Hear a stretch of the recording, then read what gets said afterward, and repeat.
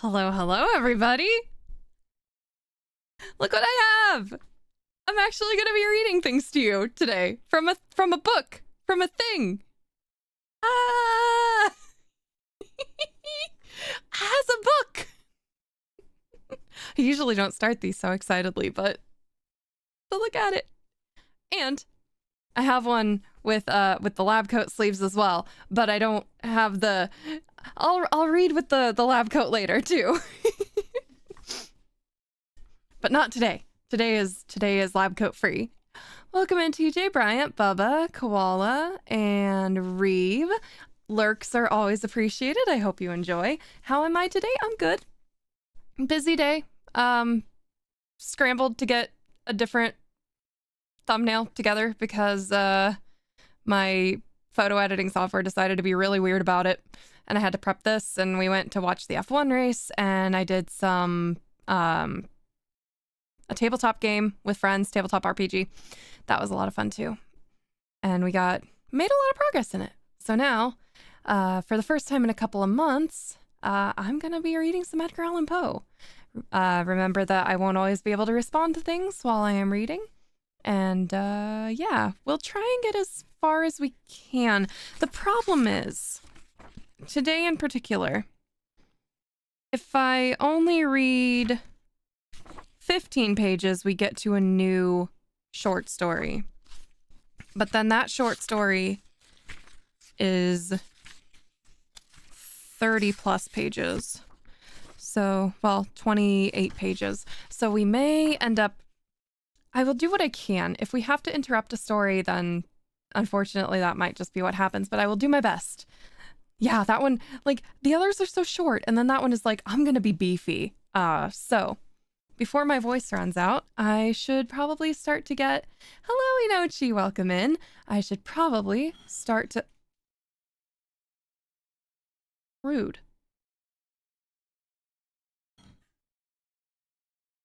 That's the sound of Sir Doggo scraping his food dish across the floor. One moment. Hey, don't do that.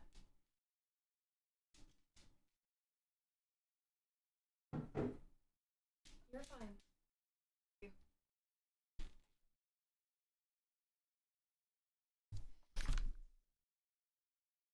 So yeah, when he does that, sometimes he makes his nose raw. So I usually pick up his food dish if he starts to slide it around like he wants to bury it for later. That way it's out of sight, out of mind. And I'm sure that he will forget that I did that. Surely he will. Okay, well, we're starting out with a very odd short story, apparently, and more French, so I get to butcher more languages. We are starting with The Philosophy of Furniture. No preface.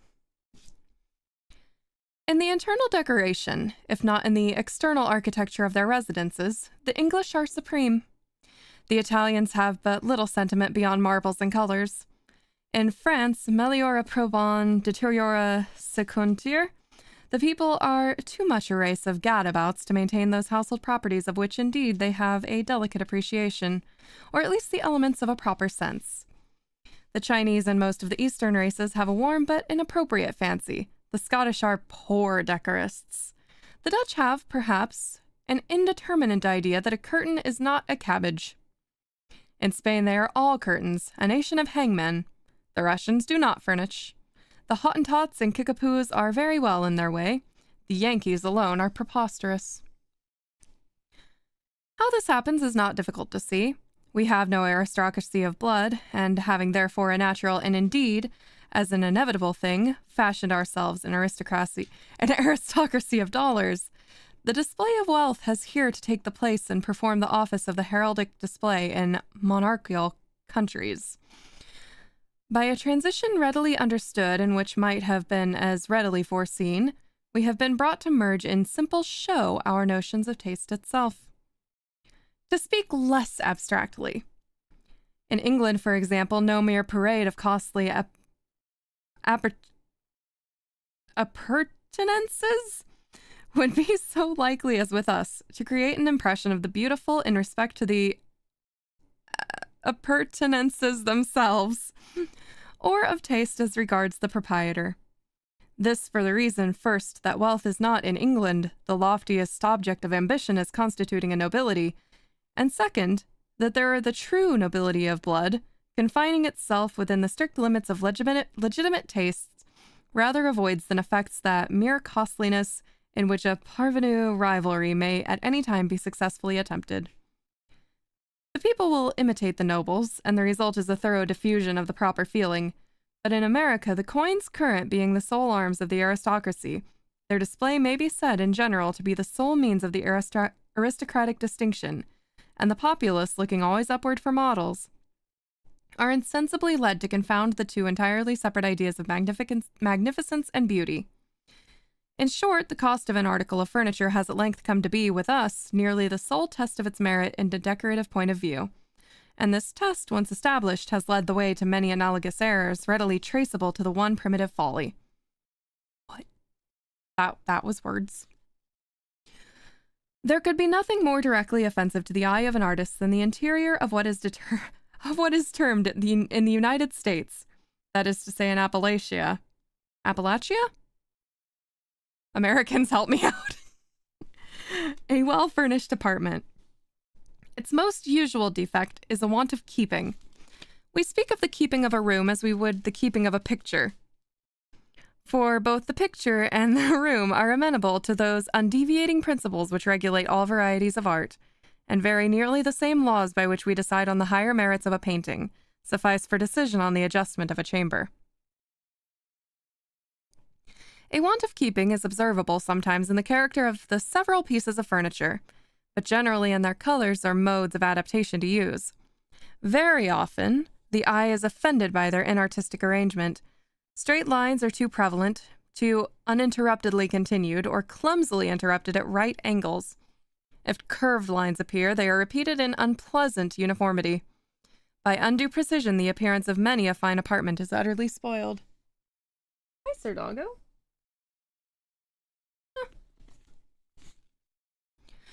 Curtains are rarely well disposed or well chosen in respect to other decorations. With formal furniture, curtains are out of place, and an extensive volume of drapery of any kind is, under any circumstances, irreconcilable with good taste. The proper quantum as well as the proper adjustment depending on the character of the general effect. Carpets are better understood of late than of ancient days, but we still very frequently err in their patterns and colors. The soul of the apartment is the carpet. From it are deduced not only the hues, but the forms of all objects incumbent. A judge at common law may be an ordinary man. A good judge of carpet must be a genius. Yet we have heard...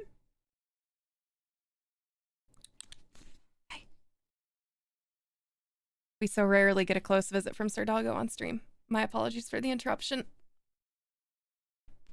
Good boy. All right. All right. Must be a genius. Yet we have heard of discoursing of carpets with the air d'un mouton qui rive, fellows who should not and who could not be entrusted with the management of their own moustaches. Everyone knows that a large floor may have a covering of large figures, and that a small one must have a covering of small, yet this is not all the knowledge in the world. As regards texture, the Saxony is alone admissible. Brussels is the pluperfect tense of fashion, and Turkey is taste in its dying agonies. Touching pattern, a carpet should not be bedizened out like a Ricari Indian, all red chalk, yellow ochre, and cock's feathers. In brief, distinct grounds and vivid circular or cycloid figures of no meaning are here median laws. The abomination of flowers or representation of well-known objects of any kind should not be endured within the limits of Christendom. Indeed, whether on carpets or curtains or tapestry or ottoman coverings, all upholstery of this nature should be rigidly arabesque. As for those antique floor cloths still occasionally seen in the dwellings of the rabble, cloths of huge, sprawling, and radiating devices, stripe interspersed and glorious with all hues, among which no ground is intelligible, These are but the wicked invention of a race of time servers and money lovers, children of Baal and worshippers of Mammon, Benthams who, to spare thought and economize fancy, first cruelly invented the kaleidoscope, and then established joint stock companies to twirl it by steam. Glare is a leading error in the philosophy of American household decoration, an error easily recognized as deduced from the perversion of taste just specified. We are violently enamored of gas and of glass. The former is totally inadmissible within doors. Its harsh and unsteady light offends. No one having both brains and eyes will use it. A mild, or what artists term a cool light, with its consequent warm shadows, will do wonders for an even for an ill-furnished apartment. Never was a more lovely thought than that of the astral lamp. We mean, of course, the astral lamp proper, the lamp of Argand, with its original plain ground glass shade and its tempered and uniform moonlight rays. The glass shade is a weak invention of the enemy. The eagerness of which we have adopted it partly off its account of flashiness, but principally on account of its greater cost, is a good commentary on the proposition with which we began. It is not too much to say that the deliberate employer of a cut glass shade is either radically deficient in taste or blindly subservient to the caprices of fashion. The light proceeding from one of these gaudy abominations is unequal, broken, and painful. It alone is sufficient to mar a world of good effect in the furniture subjected to its influence. Female loveliness in especial is more than one half disenchanted beneath its evil eye. In the matter of glass, generally, we proceed upon false principles. Its leading feature is glitter. And in that one word, how much of all that is detestable do we express? Flickering, unquiet lights are sometimes pleasing to children and idiots, always so. But in the embellishment of a room, they should be scrupulously avoided. In truth, even strong, steady lights are inadmissible. The huge and unmeaning glass chandeliers, prism-cut, gas-lighted, and without shade, which dangle in our most fashionable drawing rooms, may be cited as the quintessence of all that is false in taste or preposterous in folly. The rage for glitter, because its idea has become, as we before observed, confounded with that of magnificence in the abstract, has led us also to the exaggerated employment of mirrors. We line our dwellings with great British plates, and then imagine we have done a fine thing. Now, the slightest thought will be sufficient to convince anyone who has an eye at all of the ill effect of numerous looking-glasses, and especially of large ones. Regarded apart from its reflection, the mirror presents a continuous, flat, colorless, unrelieved surface. A thing always and obviously unpleasant. Considered as a reflector, it is potent in producing a monstrous and odious uniformity. And the evil is here aggravated, not in merely direct proportion with the augmentation of its sources, but in a ratio constantly increasing. In fact, a room with 4 or 5 mirrors arranged at random is for all purposes of an artistic show a room of no shape at all. If we add to this evil the attendant glitter upon glitter, we have a perfect farrago of discordant and displeasing effects. The veriest bumpkin on entering an apartment so bedizened would instantly be aware of something wrong, although he might be altogether unable to assign a cause for his dissatisfaction. But let the same person be led into a room tastefully furnished, and he would be startled into an exclamation of pleasure and surprise. It is an evil growing out of our republican institutions that here a man of large purse has usually a very little soul with which he keeps in it. The corruption of taste is a portent or a pendant of the dollar manufacture. As we grow rich, our ideas grow rusty. It is, therefore, not among our aristocracy that we must look, if at all in Appalachia, for the spirituality of a British boudoir. But we have seen apartments in the tenure of Americans of modern means, which, in a negative merit at least, might vie with any of the ormolude cabinets of our friends across the water. Even now there is present to our mind's eye a small and not ostentatious chamber with whose decorations no fault can be found. The proprietor lies asleep on a sofa. The weather is cool. The time is near midnight. We will make a sketch of the room during his slumber. Are we just creeping on someone's room? Anyway. It is oblong, some 30 feet in length and 25 in breadth, a shape affording the best ordinary opportunities for the adjustment of furniture. It has but one door, by no means a wide one, which is at one end of the parallelogram, and but two windows, which are at the other. These latter are large, reaching down to the floor, and have deep recesses, and open on an Italian veranda. Their panes are of a crimson-tinted glass set in rosewood framings, more massive than usual. They are curtained within the recesses by a thick silver tissue adapted to the shape of the window, and hanging loosely in small volumes. Without the recess are curtains of an exceedingly rich crimson silk, fringed with a deep network of gold and lined with silver tissue, which is the material of the exterior blind. There are no cornices, but the folds of the whole fabric, which are sharp rather than massive, and have an airy appearance, issue from beneath a broad entablature of rich gilt-work, which encircles the room at the junction of the ceiling and walls. The drapery is thrown open also, or closed, by means of a thick rope of gold, loosely enveloping it, and resolving itself readily into a knot. No pins or other such devices are apparent. The colors of the curtain and their fringe, the tints of crimson and gold, appear everywhere in profusion and determine the character of the room. The carpet, of Saxony material, is quite half an inch thick, and is of the same crimson ground, relieved simply by the appearance of gold cord, like that festooning the curtains, slightly relieved above the surface of the ground, and thrown upon it in such a manner as to form a succession of short, irregular curves, one occasionally overlaying the other. The walls are papered with a glossy paper. That's how it reads. The walls are papered with a glossy paper of a silver gray tint, spotted with small arabesque devices of a fainter hue of the prevalent crimson. Many paintings relieve the expanse of paper. These are chiefly landscapes of an imaginative cast, such as the fairy grottos of Stanfield or the lake of the dismal swamp of Chapman. There are nevertheless 3 or 4 female heads of ethereal beauty, portraits in the manner of Sully. The tone of each picture is warm but dark. There are no brilliant effects. Repose speaks in all. Not one is of small size. Diminutive paintings give that spotty look to a room, which is the blemish of so many a fine work of art overtouched. The frames are broad but not deep, and richly carved, without being dulled or filigreed. They have the whole luster of burnished gold. They lie flat on the walls and do not hang off with cords. The designs themselves are often seen to better advantage in this latter position, but the general appearance of the chamber is injured.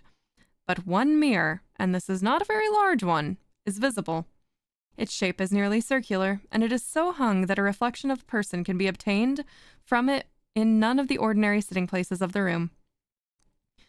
2 large low sofas of rosewood and crimson silk, gold-flowered, form the only seats with the exception of 2 light conversation chairs, also of rosewood. There's a pianoforte, rosewood also, without cover and thrown open. An octagonal table formed altogether with the richest gold-threaded marble is placed near one of the sofas. This is also without cover. The drapery of the curtains has been thought sufficient. 4 large and gorgeous Sèvres vases, in which bloom a profusion of sweet and vivid flowers, occupy the slightly rounded angles of the room. A tall candelabrum bearing a small antique lamp with highly perfumed oil is standing near the head of my sleeping friend. Some light and graceful hanging shelves with gold edges and crimson silk cords with gold tassels sustain 200 or 300 magnificently bound books. Beyond these things there is no furniture, if we accept an argand lamp with a plain crimson-tinted ground glass shade, which depends from the lofty vaulted ceiling by a single slender gold chain, and throws a tranquil but magical radiance over all. Why do I feel like he would come into my house and judge me? Incredibly. Hello, P-Fowl. Welcome in. That was the end of interior decorating with Edgar Allan Poe.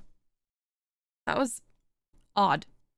And not all that interesting, honestly, aside from the fact that he chose to insult everybody of every nation. Somewhere a drag queen is offended. Gasps an offended horror. Not the glitter. Oh, heavens, not the glitter. Thank you for the lurk, Conway. Appreciate it. Have you missed any key words? They did talk about a cock's feather. So there was that. But other than that, no. Didn't catch much of that except carpets. Oh yeah, he hates glitter and no cut glass, only ground. Which, okay, I guess. Right. What does that even mean? I don't know. Or if I were to speak as Edgar Allan Poe, I know not.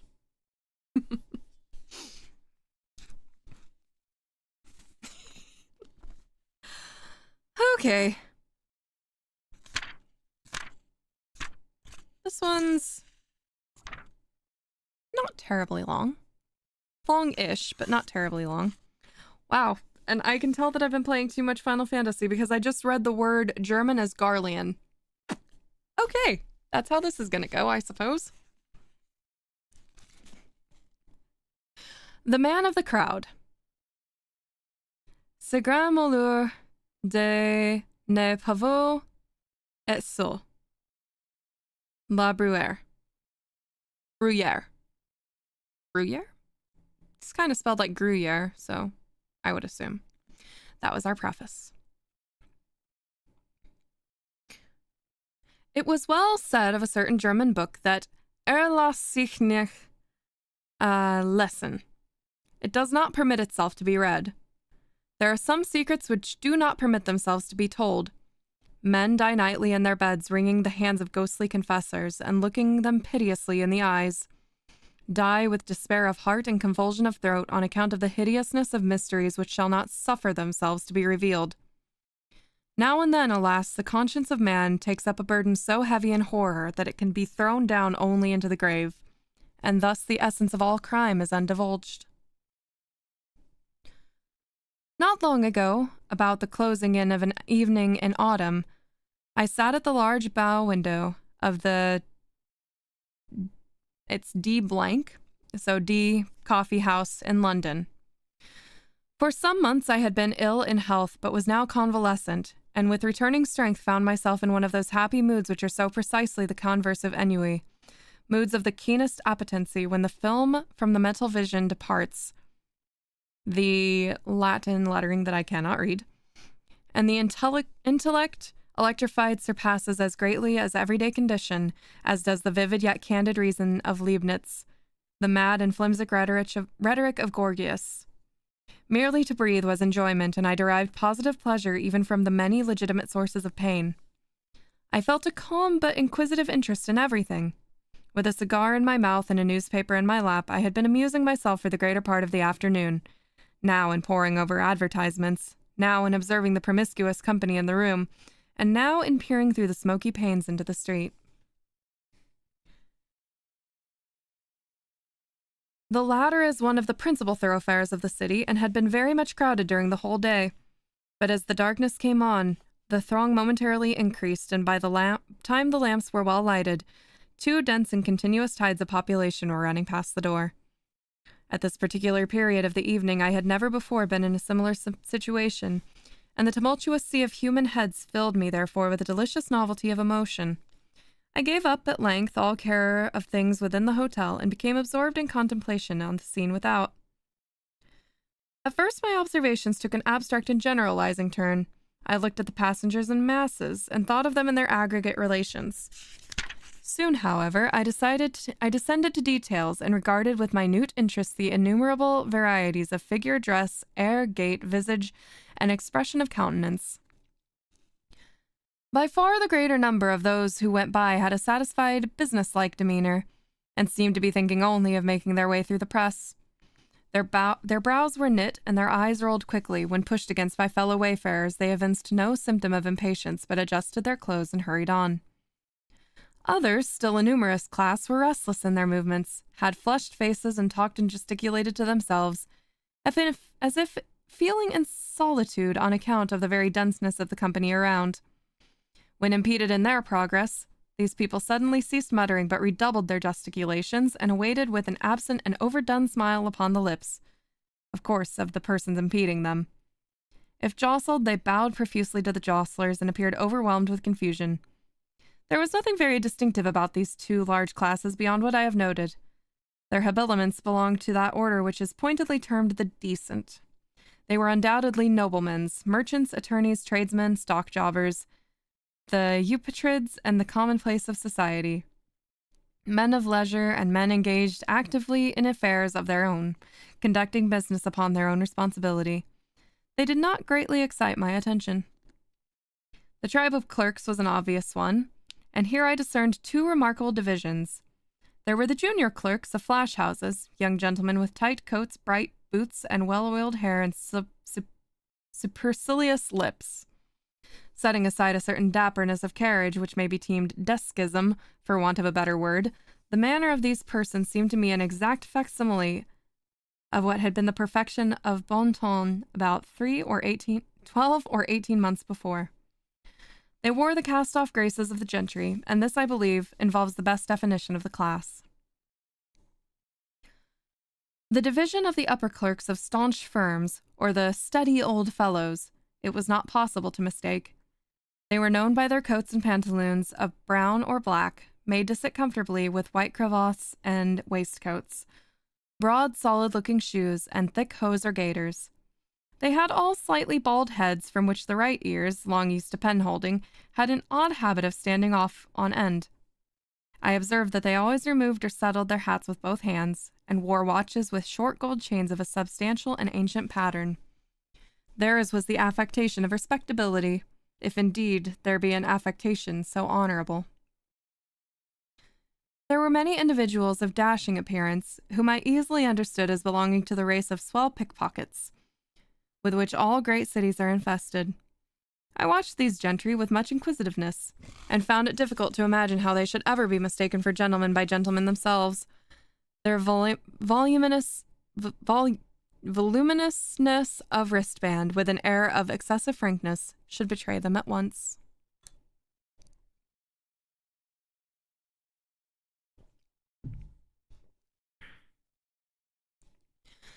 The gamblers, of whom I descried not a few, were still more easily recognizable. They wore every variety of dress, from that of the desperate thimble-rig bully with velvet waistcoat, fancy neckerchief, gilt chains, and filigreed buttons, to that of the scrupulously inornate clergyman, than which nothing could be less liable to suspicion. Still, all were distinguished by a certain sodden swarthiness of complexion, a flimsy dimness of eye, and pallor and compression of the lip. There were two other traits, moreover, by which I could always detect them: a guarded lowness of tone in conversation, and a more than ordinary extension of the thumb in a direction at right angles with the fingers. Very often in company with these sharpers, I observed an order of men somewhat different in habits, but still birds of a kindred feather. They may be defined as the gentlemen who lived by their wits. They seemed to prey upon the public in two battalions, that of the dandies and of that of the military men. Of the first grade, the lending features are long locks and smiles. Of the second, frogged coats and frowns. Descending in the scale of what is termed gentility, I found darker and deeper themes for speculation. I saw Jewish peddlers with hawk eyes flashing from countenances whose of every other feature wore only an expression of abject humility.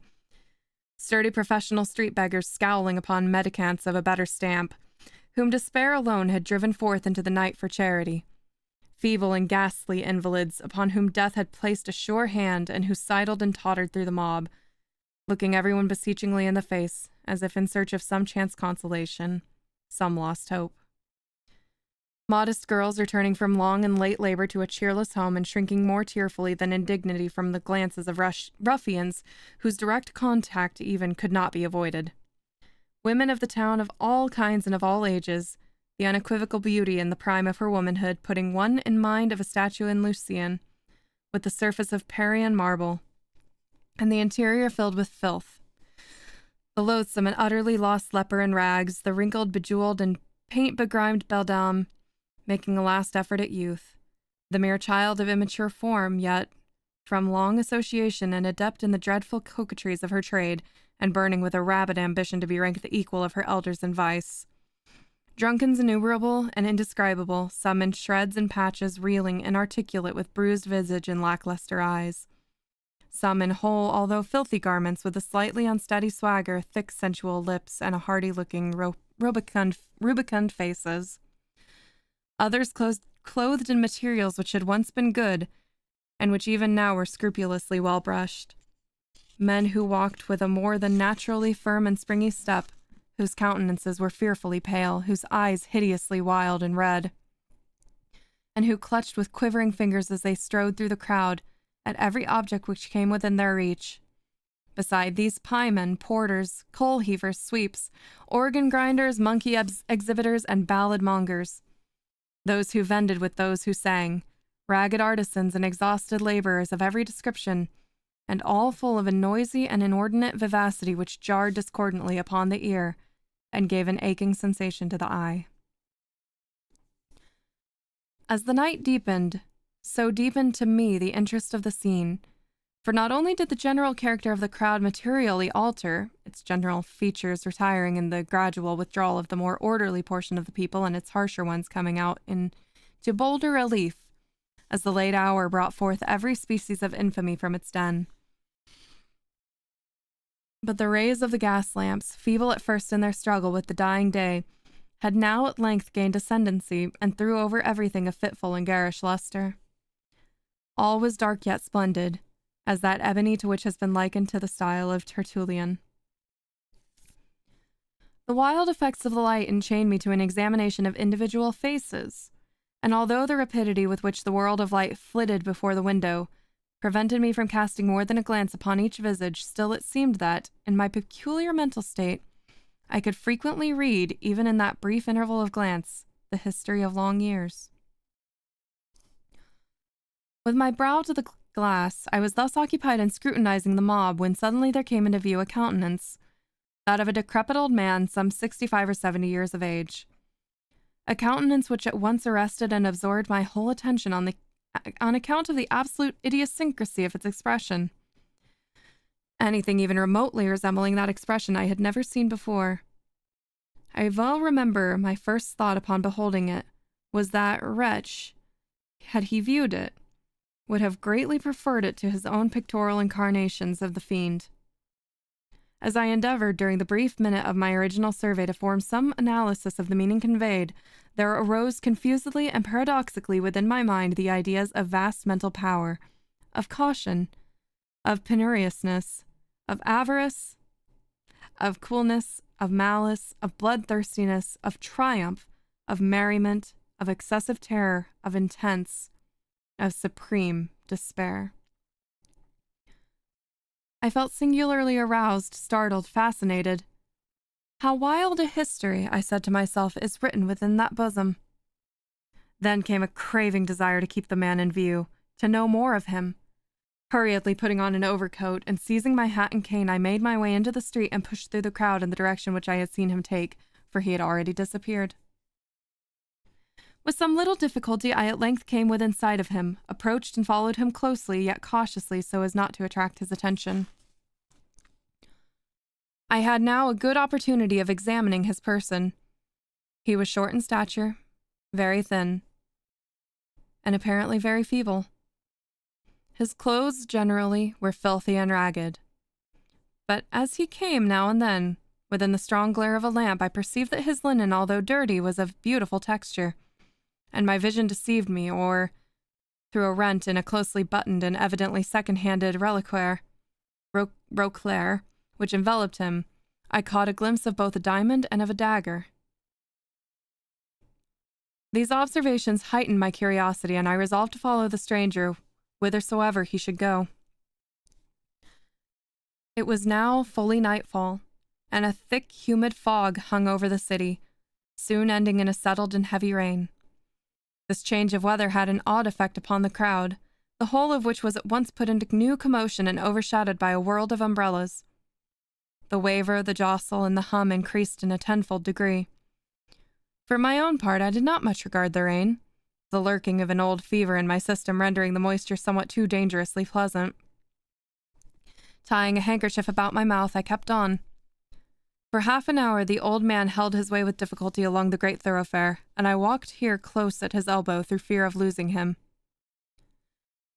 Never once turning his head to look back, he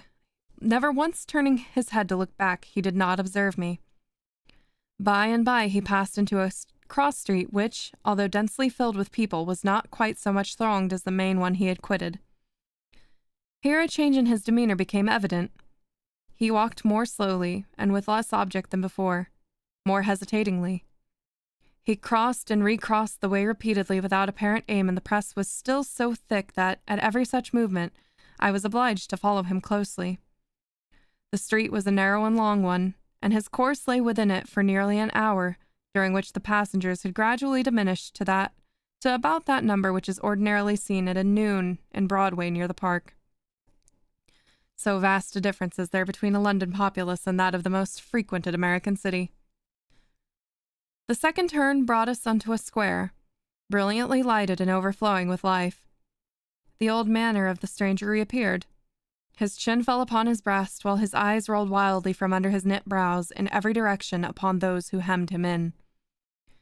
He urged his way steadily and perseveringly. I was surprised, however, to find upon having made the circuit of the square that he turned and retraced his steps. Still more was I astonished to see him repeat the same walk several times, one nearly detecting me as he came round with a sudden movement. In this exercise he spent another hour, at the end of which we met with far less interruption from passengers than the first. The rain fast fell, the air grew cool, and the people were retiring to their homes. With a gesture of impatience, the wanderer passed into a by-street comparatively deserted. Down this, some quarter of a mile long, he rushed with an activity I could not have dreamed of seeing in one so aged, and which put me to much trouble in pursuit. A few minutes brought us to a large and busy bazaar, with the localities of which the stranger appeared well acquainted, and where his original demeanor again became apparent as he forced his way to and fro without aim among the host of buyers and sellers. During the hour and a half or thereabouts, which we passed in this place, it required much caution on my part to keep him within reach without attracting his observation. Luckily, I wore a pair of caoutchouc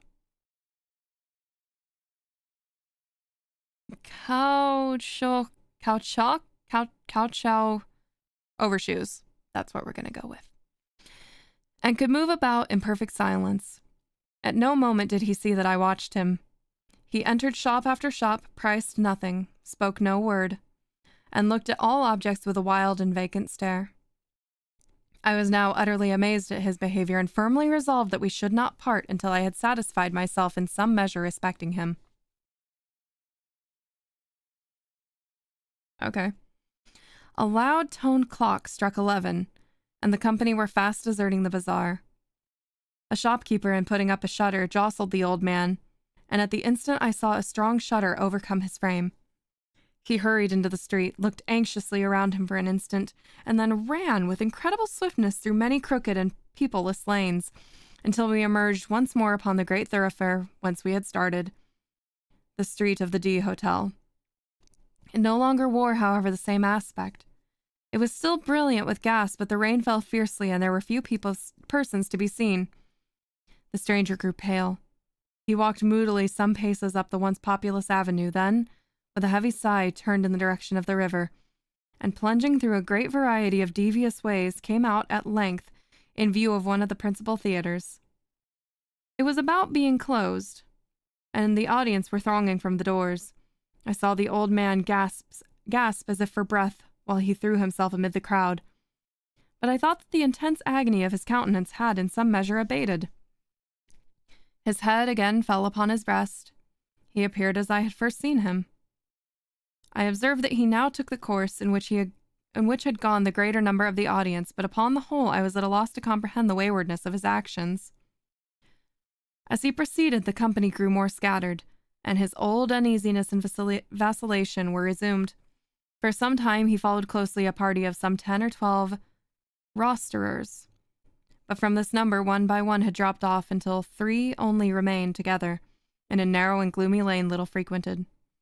The stranger paused and for a moment seemed lost in thought, then, with every mark of agitation, pursued rapidly a route which had brought us to the verge of the city, amid regions very different from those we had hitherto traversed. It was the most noisome quarter of London, where everything wore the worst impress of the most deplorable poverty, and of the most desperate crime. By the dim light of an accidental lamp, tall, antique, worm-eaten, wooden tenements were seen tottering to their fall in directions so many and capricious that scarce the semblance of passage was discernible between them. The paving stones lay at random, displaced from their beds by the rankly growing grass. Horrible filth festered in the dammed-up gutters. The whole atmosphere teemed with desolation. Yet as we proceeded, the sounds of human life revived by sure degrees, and at length large bands of the most abandoned of a London populace were seen reeling to and fro. The spirits of the old man again flickered up, as the lamp which is near his death hour. Once more he strode onward, with elastic tread. Suddenly a corner was turned, a blaze of light burst upon our sight, and we stood before one of the huge suburban temples of intemperance, one of the places of the fiend Jinn.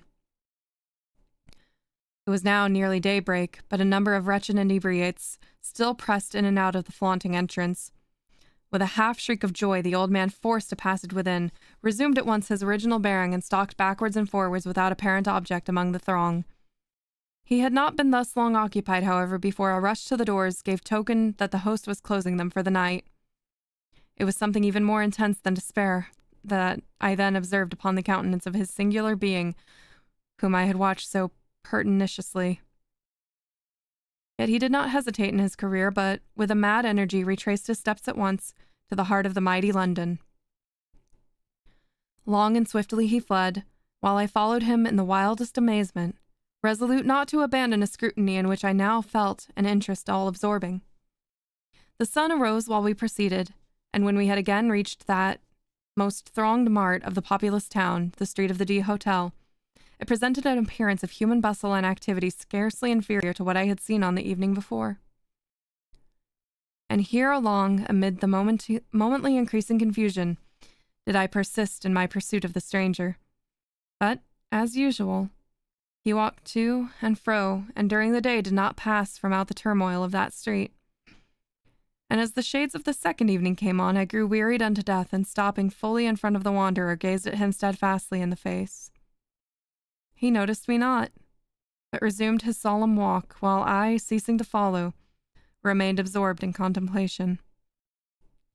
"This old man," I said at length, "is the type and the genius of deep crime. He refuses to be alone. He is the man of the crowd. It will be in vain to follow, for I shall learn no more of him nor of his deeds. The worst heart of the world is a grosser book than the heartless anima. And perhaps it is but one of the great mercies of God that lasst sich nicht lassen."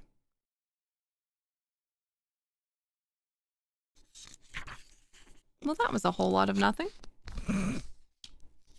Just a man very confused by another man. Hello, welcome in, Thaddeus. Yeah, Tansy anime. It's, so the writing on it is like the AE combination letter that you see in other languages that are not English. And I'm not 100% sure how to pronounce that. But I'm used to AE being like an A sound. So, anime it is. Welcome in. I love my Edgar Allan Poe. We stalked a guy. Yeah, we did. For an entire 2 nights, in fact, we stalked a guy and then just deemed him like mentally insufficient due to his crimes committed, apparently. Very interesting. Yeah. Okay, we are already 45 minutes in.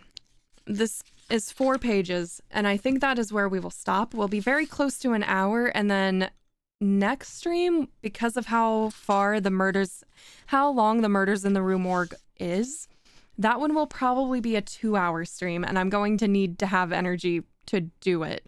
So if I change plans and we don't do Edgar Allan Poe next week, I'll try to do a different stream that is still somewhat, I don't know, vibey, chill, just chatting instead of a game.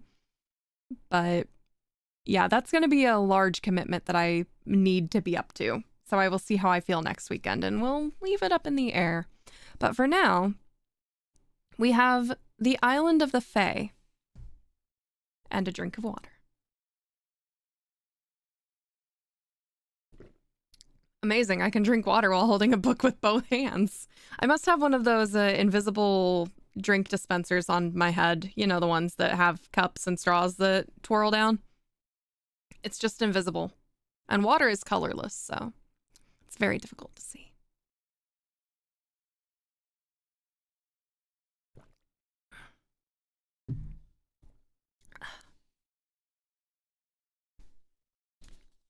The Island of the Fae begins with a poem for its preface. Science, true daughter of old time thou art, who alterest all things with thy peering eyes. Who pray'st thou thus among the poet's heart, vulture whose wings are dull realities? How should he love thee, or deem thee wise? Who wouldst not leave him in his wandering, to seek for treasures in the jeweled skies, albeit be soared with an undaunted wing? Hast thou not dragged Diana from her car, and driven... That's interesting wording. Very interesting wording. Did he have these prefaces, or did someone else? Okay, sorry. A mention of Diana and a car was just kind of like, what? Kind of threw me. And driven the hamadryad from the wood. Hast thou not spoiled a story in each star? Hast thou not torn the naiad from her flood? The elfin from the grass, the dainty fay, the witch, the sprite, the goblin? Where are they?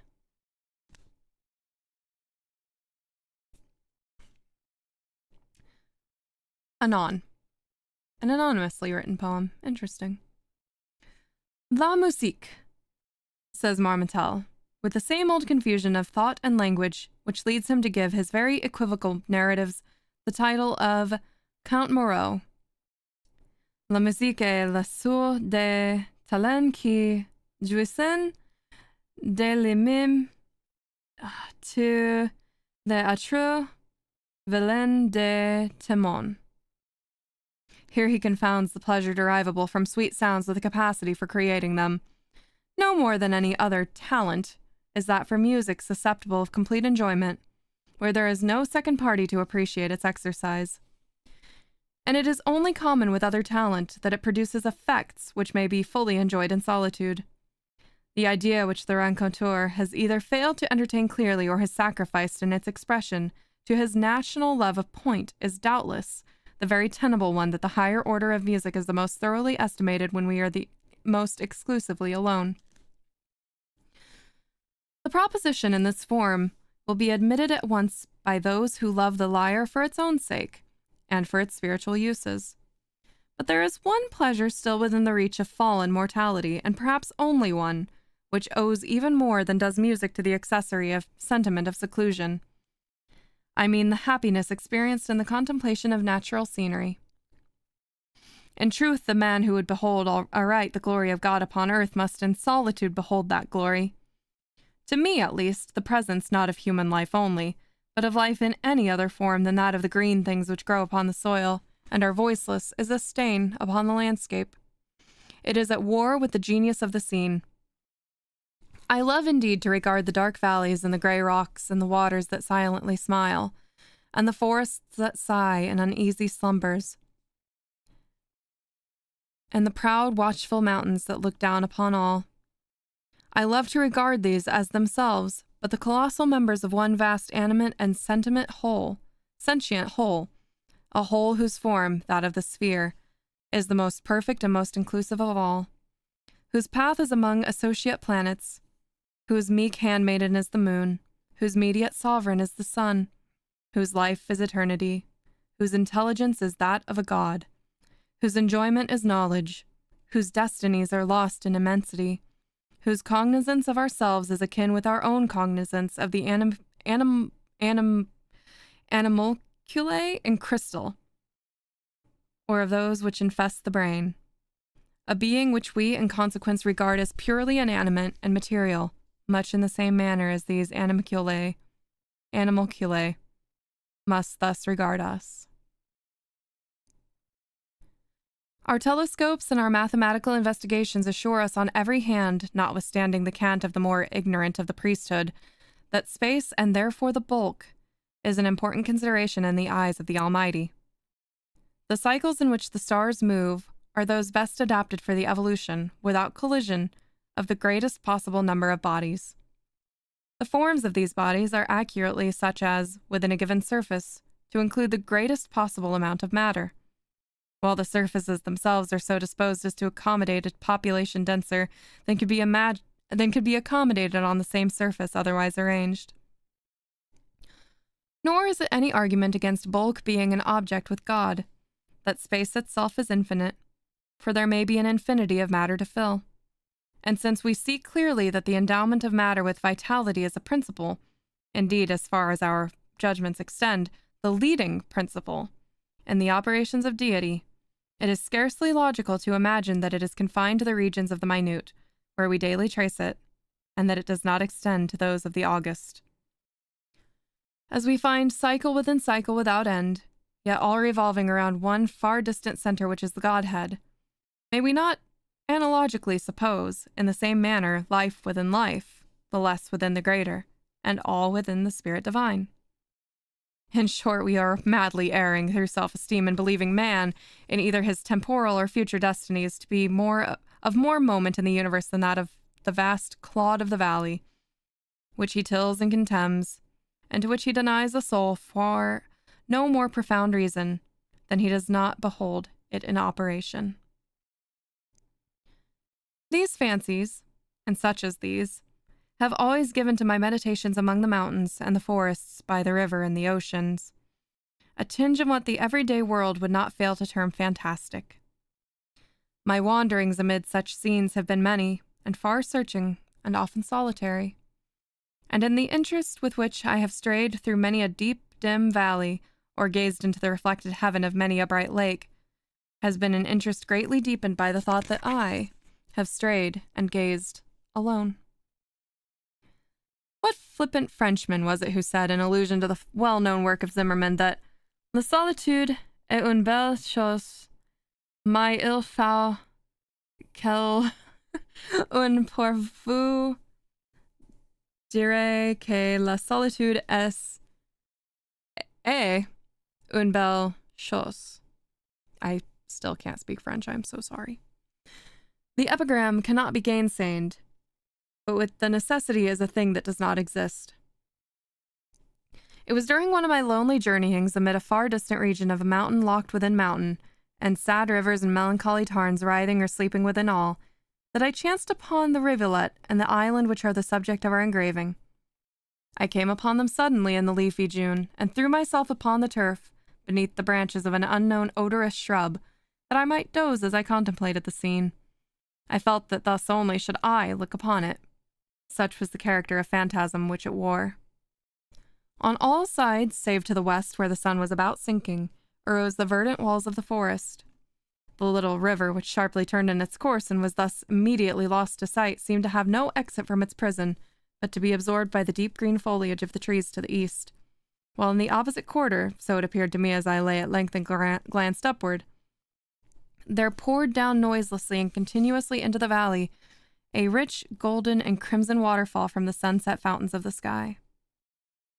About midway in the short vista which my dreamy vision took in, one small circular island, fantastically verdured, reposed upon the bosom of the stream. So blended bank and shadow there, that each seemed pendulous in air. So mirror-like was the glassy water that it was scarcely possible to say at what point upon the slope the emerald turf its crystal dominion began. My position enabled me to include a single view both the eastern and western extremities of the islet, and I observed a singularly marked difference in their aspects. The latter was all of one radiant harem of garden beauties. It flowed and blushed beneath the eyes of the slant sunlight, and fairly laughed with flowers. The grass was short, springy, sweet-scented, and asphodel interspersed. The trees were lithe, merciful, mirthful, erect, bright and slender and graceful, of eastern figure and foliage, with bark smooth, glossy, and parti-colored. There seemed a deep sense of life and of joy about all, and although no airs blew out from the heavens, yet everything had motion through the gentle sweepings to and fro of innumerable butterflies that might have been mistaken for tulips with wings. The order, or eastern end of the aisle, was whelmed in the blackest shade. A somber, yet beautiful and peaceful gloom here pervaded all things. The trees were dark in color, and mournful in form and attitude, wreathed themselves into sad and solemn and spectral shapes that conveyed ideas of mortal sorrow and untimely death. The grass wore the deep tint of the cypress, and the heads of its blades hung droopingly, and hither and thither among it were many small unsightly hillocks, low and narrow and not very long, that had the aspect of graves, but were not, although over and all about them the rue and the rosemary clambered. The shade of the trees fell heavily upon the water and seemed to bury itself therein, impregnating the depths of the element with darkness. I fancied that each shadow, as the sun descended lower and lower, separated itself sullenly from the trunk that gave it birth, and thus became absorbed by the stream, while other shadows issued momently from trees, taking the place of their predecessors entombed. This idea, having once seized upon my fancy, greatly excited it, and I lost myself forthwith in reverie. If ever islands were enchanted, said I to myself, this is it. This is the haunt of the few gentle fays who remained from the wreck of the race. Are these green tombs theirs? Or do they yield up at all their sweet lives as mankind yield up their own? In dying, do they not rather waste away mournfully, rendering unto God their existence little by little, as these trees render up shadow after shadow, exhausting their substances into dissolution? What of the wasting tree is to the water that imbibes its shade, growing thus blacker by what it preys upon? May not the life of the Fae be to the death which engulfs it? But what fairy-like form is this which glides so solemnly across the water? As I thus mused, with eyes half shut, while the sun rapidly sank to rest and eddying currents careened round and round the island, bearing upon their bosom large, dazzling white flakes of the bark of the sycamore, flakes which in their multiform positions upon the water a quick imagination might have converted into anything it pleased. While I thus mused, it appeared to me that the form of one of those very fays about whom I had been pondering made its way slowly into the darkness, from out the light at the western end of the island. She stood erect in a singularly fragile canoe, and urged it with the mere phantom of an oar, while within the influence of the lingering sunbeams her attitude seemed indicative of joy, but sorrow deformed it as she passed within the shade. Slowly she glided along, and at length rounded the islet and re-entered the region of light. The revolution which has just been made by the Fae, continued I musingly, is the cycle of the brief year of her life. She has floated through her winter and through her summer. She is a year nearer to death. For I did not fail to see that as she came unto the shade, her shadow fell from her and was swallowed up into the dark water, making its blackness more black. And again the boat appeared, and the Fae, but about the attitude of the latter there was more of care and uncertainty and less of elastic joy. She floated again from out the light and into the gloom, which deepened momentarily, and again her shadow fell from her in the ebony water, and became absorbed into its blackness. And again, she made the circuit of the island, while the sun rushed down to his slumbers. And at each issuing forth into the light there was more sorrow about her person, while it grew feebler and far fainter and more indistinct, and at each passage into her gloom there fell from her a darker shade which became whelmed in a shadow more black. But at length, when the sun had utterly departed, the Fae, now the mere ghost of her former self, went disconsolately with her boat into the region of the ebony flood, and that she issued thence I cannot say, for darkness fell over all things, and I beheld her magical figure no more. Well, that's a depressing story to end on.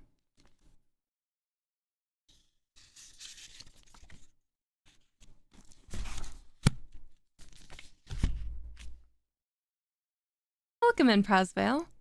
Dan C. Found my anthology. Doesn't have the Island of the Fae, but has some weird stuff like the 1002 take of Scheherazade. Huh.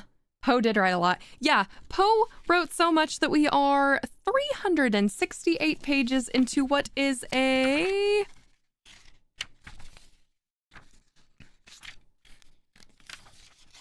1,018-page book. And we are through the poems, which took far less time than I was expecting. And we are now... Why is this page dog-eared? There's nothing special about it. A mistake, perhaps.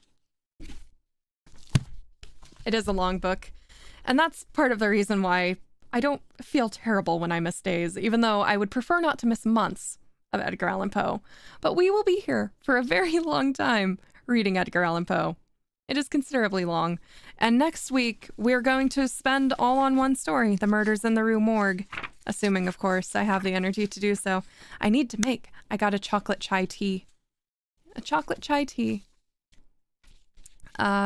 Loose leaf from a place that I visited, and I'm very excited to try it. They also had D&D themed tea, and of course I tried the Bard tea. Also chocolate, because Bard. It was fun.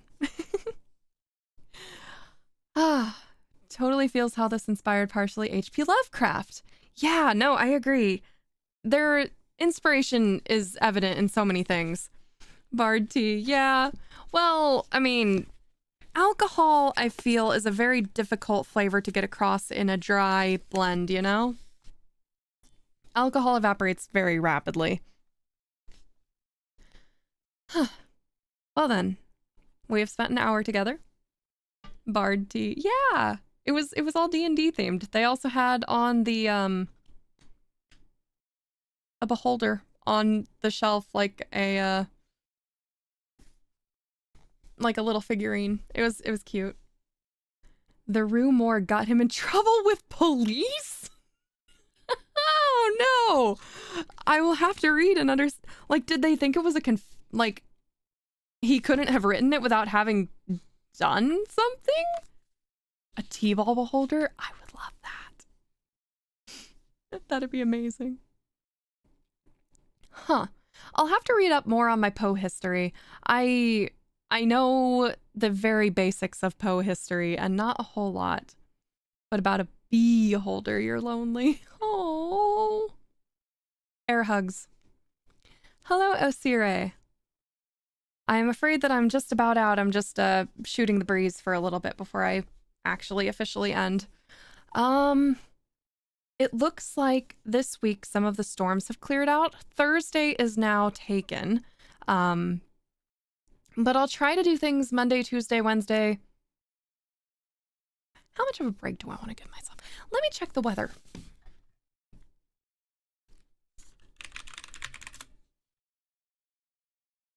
Let me see what it looks like right now so I'm not telling you incorrectly. So, oh dear. Okay. Tuesday has been reduced to just rain, no storms, but that was also supposed to be this Thursday, and that turned into a shit show. Wednesday is clear, Monday is clear. Friday is also supposed to be rain with no wind, and then Saturday, Sunday, and Monday are all thunderstorms. So I will make that with my schedule in mind and not... I'm sick of canceling streams. Like, I cannot express how irritated I am every time I have to be like, sorry, the lightning says no. But unfortunately, I can't risk my computer. It's kind of the only way I can do this. So yeah, I will make my schedule with the weather in mind. Thursday is out. Friday is not out now. I think our Friday plans were canceled, but I'll have to check with people. So yeah, I'll try for at least 3 streams, if not 4 this week. I'll try not to overdo it so I don't have to cancel. And if I can do fun streams like Smash Brothers or Mario Kart on the weekend days, then that is what I will do. Dark Souls will probably be Friday, so I avoid the weather on Saturday. Eon Soda, you got hella migraines yesterday. I'm sorry to hear that. I suffer from migraines too, and I know the symptoms are different, but there's no good migraine symptoms, and I sympathize with that. I hope you're feeling better today. Yeah, migraines can go to hell. shall now speak to your people in the language of your people, twerks or something. What a beautiful language. We didn't get the word, but we did get some words today that have a different meaning. So that was fun. Although bosom, we had, yeah, bosom is still used. Cock in the term of a chicken is still used. So there's that. But most people don't say that people are standing erect anymore. So that made me giggle a little inside. But yes, you must return next time to see if we get the word. And next time I'll have my lab coat with my book. You can see that too. All right. I usually don't redirect after this. You never imagined a stream could have a bosom, but now it makes sense. Indeed, indeed. Good old Edgar Allan Poe with his older vocabulary. All right. The word, like the aliens from Toy Story. All right. I will see you tomorrow. I'm not sure what I'll play, but I will see you tomorrow. And yeah. Have a good night, everybody. Thank you for joining me. Tomorrow we will redirect, but we won't redirect today. Just because I never redirect at the end of the Edgar Allan Poe ones. Keeps it soft and just verbal, I guess. All right. Show your favorite streamers some love. I will see you all later. Thank you for the new faces, Dan C and Eon Soda. It was lovely to meet you. Yeah. Thank you so much. And thank you to all the regulars, of course, Frankie and TJ and Osire for coming back, Bryant, and Pressvale. I see you there. All right. And Thaddeus. Thank you as well. And Reeb. All right. Good night, everybody.